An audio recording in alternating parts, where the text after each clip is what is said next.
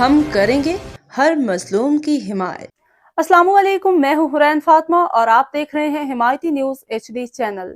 نظر ڈالتے ہیں آج کی اہم خبروں پر۔ کراچی عابد خان آفریدی کی رپورٹ۔ ڈسٹرکٹ ملیر کے علاقے بن قاسم پیپری شاہ ٹاؤن فیز 2 برکی چک میں ایک مشتبہ شخص کی جانب سے نازیبہ حرکات کرنے کا واقعہ سامنے آیا ہے، جس پہ علاقہ مکینوں میں شدید تشویش پائی جا رہی ہے۔ علاقہ مکینوں کے مطابق نامعلوم شخص بچوں کے ساتھ غیر مناسب انداز میں بات چیت کرتا ہے اور مشکوک حرکات میں ملوث دیکھا گیا ہے۔